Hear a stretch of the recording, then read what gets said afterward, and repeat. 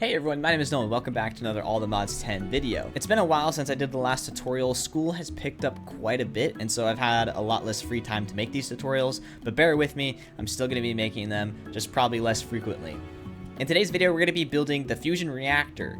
Now, the fusion reactor is actually a lot more simple to build than the fission reactor, and so just like we did for the fission reactor, I'm going to be making the entire setup to make it self-sustaining. So that way you guys don't need to worry about manually filling it all the time. And don't worry, it's going to be way easier than this. Everything is a lot more fluid. However, you will need the fission the fission reactor in order to build a fusion reactor, because out of the fission reactor you get polonium and plutonium pellets, and those are needed to craft the ingredients for the fusion reactor. So if you haven't seen my video on making this, make sure to go check that out.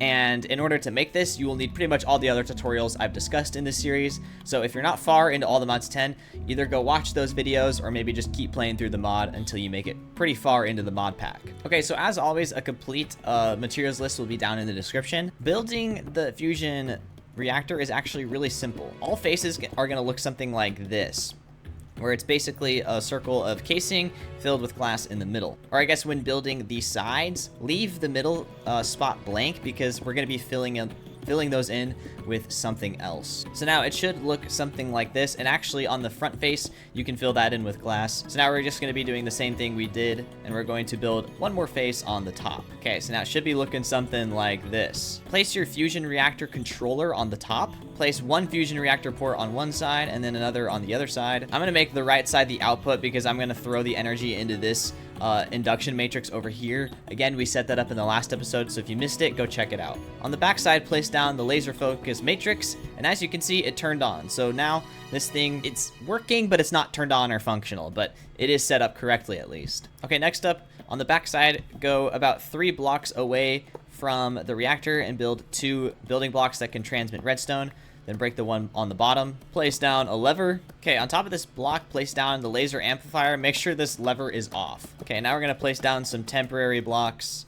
We're going to go 3 out in each direction. Oh, I guess one thing I should have noticed or mentioned about the laser amplifier is the red dot has to be facing towards the laser focus matrix. So yeah, make sure that it is facing the right direction. Okay, now take your energy cubes. I recommend the ultimate ones, and place them on the sides there, and then we can break these temporary blocks, and then we're going to place the lasers onto these energy cubes facing, oh, what the heck, why did you place there? Facing the laser focus matrix.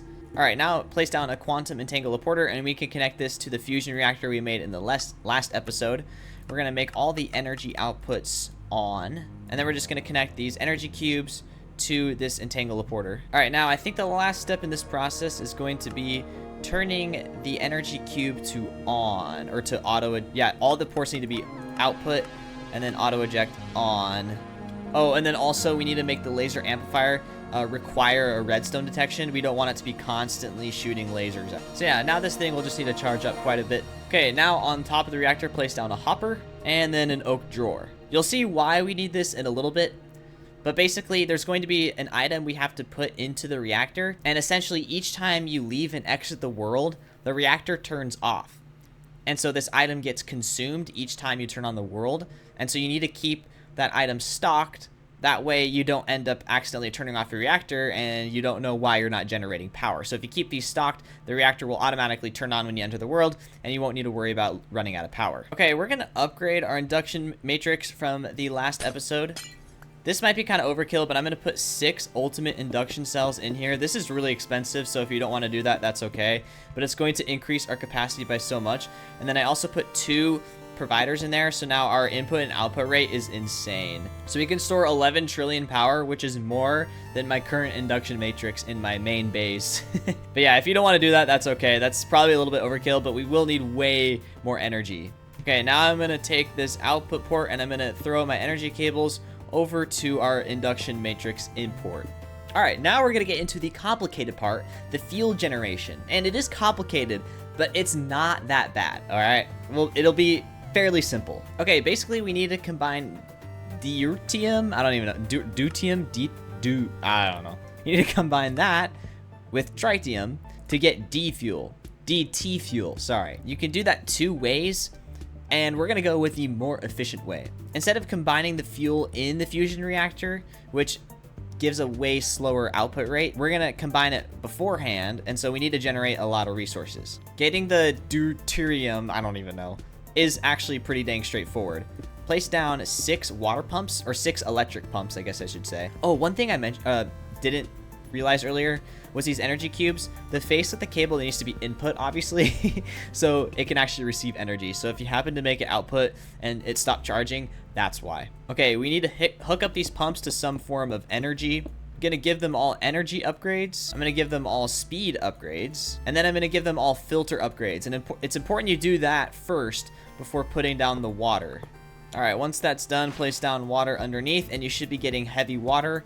And yes, I am. So I'm just going to fill all this in with water. All right, place down an electrolytic separator. Give it some speed and energy upgrades. Also going to want to connect it to power. And now we're going to pipe the heavy water into the separator.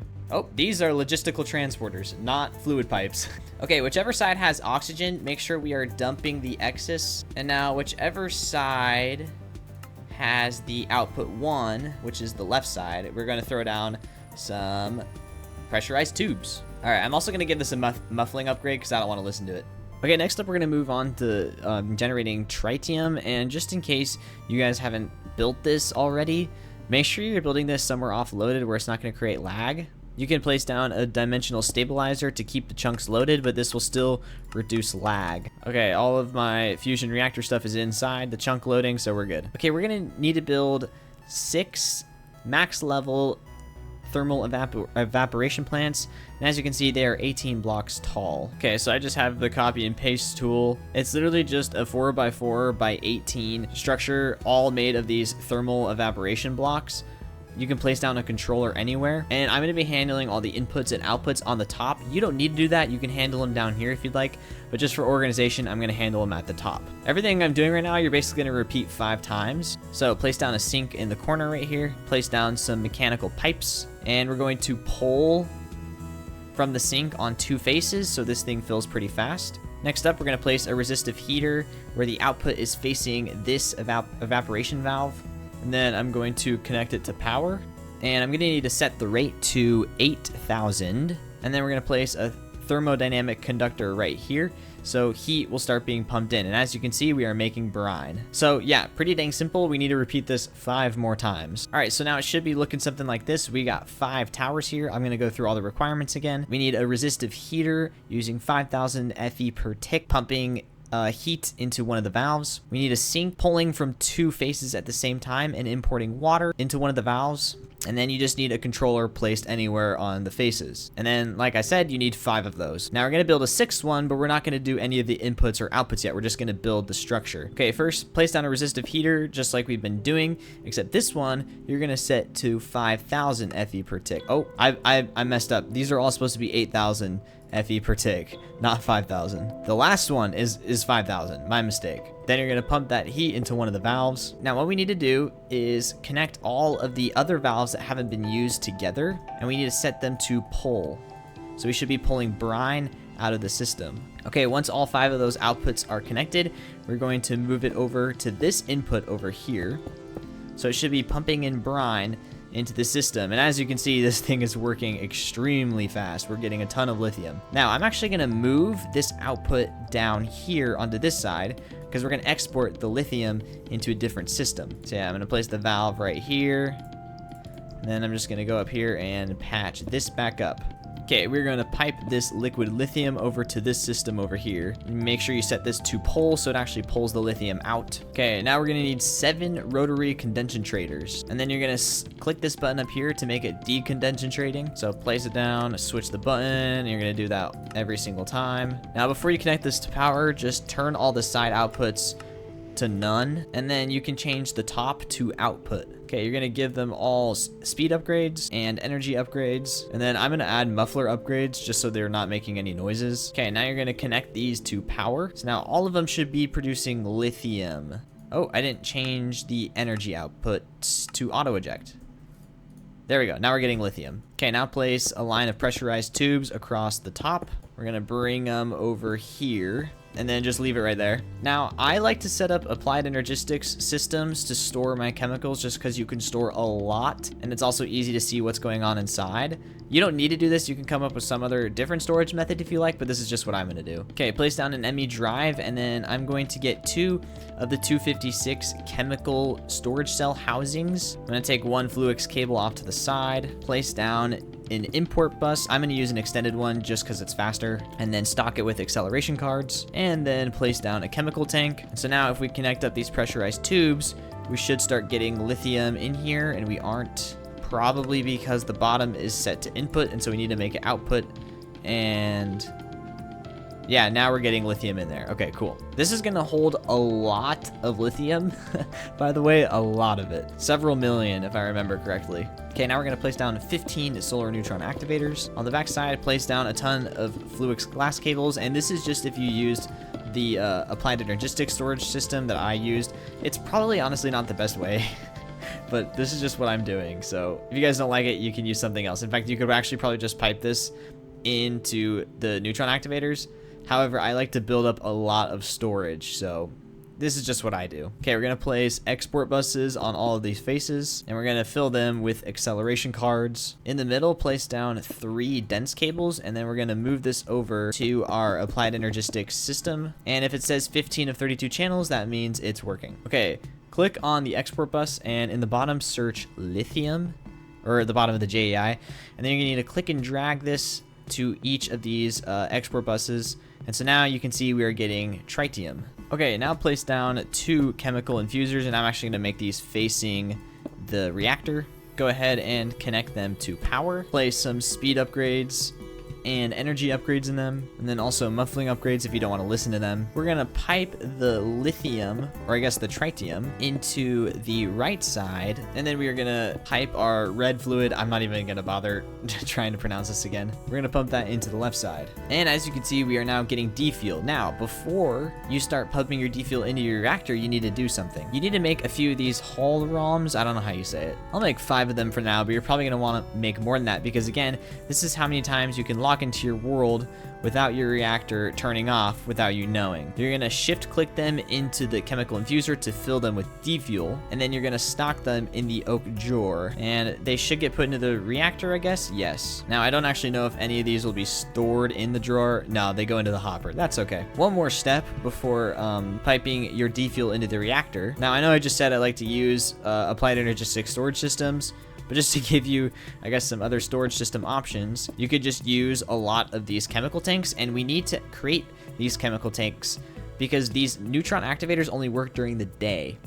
And so we need to create some sort of backup storage that it can pull from to fill these during the night. So I'm just gonna create 6 more chemical tanks. I'm honestly not sure how many you need. I don't think you'll go through 6 chemical tanks worth of tritium in one night, but you never know. You never know. At this stage, you should be able to make a lot anyway, so just make as much as you would like. So I'm gonna place them down on top of these pipes here, and the bottom needs to be set to both input and output, so it can push and pull from both of these. Okay, yeah, so these are all filling up. That's good. So now we just gotta pump our D-fuel into the reactor. Okay, now because we're automatically pumping D-fuel, the ejection rate should automatically set. I don't think we need to set it ourselves, but I guess we'll find out in a second here. Once I turn it on, the last step, flip this switch here, activate this laser. Okay, that's good, it's on. What is our energy rate? Is it gonna say? All right, we have the max, 80 million FE per tick. That is the max you can get from the fusion reactor. Everything works.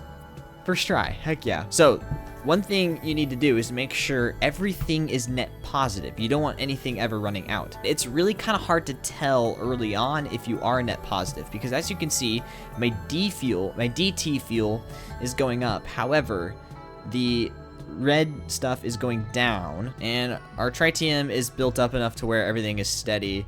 So I don't think it's going down. No, it's actually going up. So that's good. And our lithium is going down in very small amounts during the day. So I think we'll probably get all of that back when it turns night. So the big thing here is the heavy water. We might need to add more pumps to make this faster. However, like I said, once these pipes fuel up, it might be okay. Let's see if I can speed everything up here to figure it out. Or maybe I won't speed it up. Maybe I'll just leave it and see what happens. As you can see, I only have 6 water pumps here. 1, 2, 3, 4, 5, 6. I keep saying water pumps. They're electric pumps. And my heavy water is staying constant. So I think it's just a matter of waiting for the pipes to fill up, and then eventually this will start backing up. So if you want to play it safe and add more pumps, go ahead. I'm not going to for this tutorial because everything should end up being okay. But I guess we'll find out. And yeah, our power is being put into the induction matrix. As you can see, we're getting 80 million FE per tick. So that means that yes, our fusion reactor is working properly. And now I'm actually going to turn off my fission reactor now because we just don't need it. Yeah, we're getting a lot of power from this thing alone. So yeah, you should just be able to leave this laser amplifier on and just fill this oak drawer with some more hull ROMs, if that's how you say it. I don't even know. That way, every time you log in and out of the world, this thing will just be on.